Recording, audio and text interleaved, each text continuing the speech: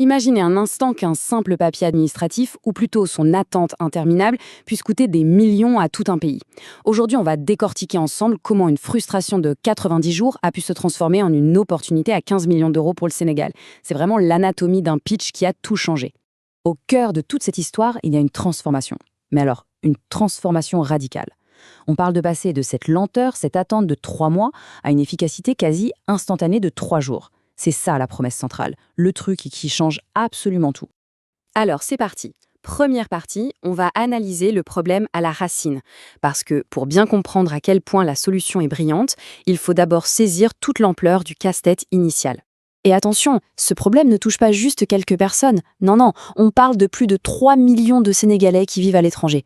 Pour se donner une idée, c'est comme si toute la population d'une ville comme Madrid était expatriée et galérait pour accéder aux services les plus simples de son propre pays.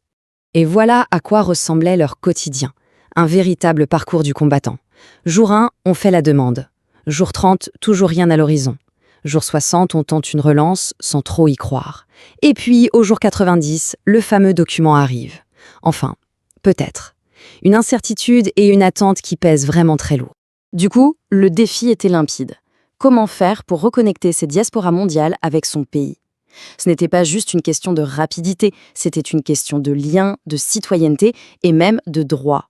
Allez, on passe à la deuxième partie, de la promesse à la preuve.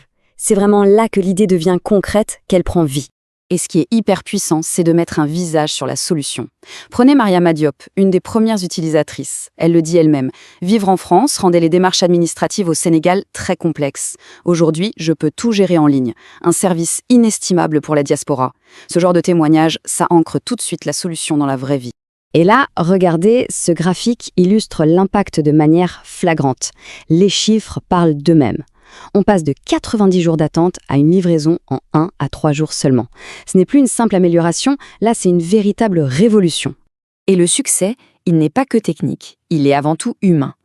Après 9 mois de tests, le verdict des utilisateurs est tombé, et il est sans appel. 96% de satisfaction. C'est la preuve ultime que la solution ne fait pas que marcher, elle plaît énormément.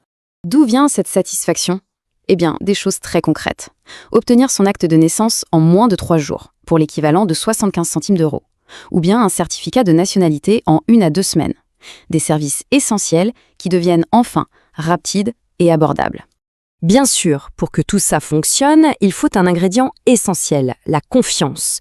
Le système est bâti sur un cryptage de niveau militaire. Il respecte les normes européennes sur les données, le fameux RGPD. Mais le point crucial, vraiment, c'est la souveraineté des données. Les informations des citoyens sénégalais restent au Sénégal. C'était non négociable pour que tout le monde adhère au projet. On en arrive donc à la troisième partie, la proposition stratégique. La technologie fonctionne, c'est prouvé. Maintenant, la question, c'est comment on déploie ça à l'échelle de tout un pays. Là, le message est on ne peut plus clair. La solution n'est plus un concept, ce n'est plus une expérience. Elle a été testée, validée, et elle est prête à 95% pour un déploiement national. Fini le « est-ce que ça va marcher ?» On sait que ça marche. Alors, comment on finance ce déploiement ? La solution, c'est un partenariat public-privé, un PPP. En gros, c'est l'idée de marier le meilleur des deux mondes. L'agilité et l'innovation du secteur privé, avec la légitimité et la portée de l'État pour mener à bien un projet d'une telle envergure.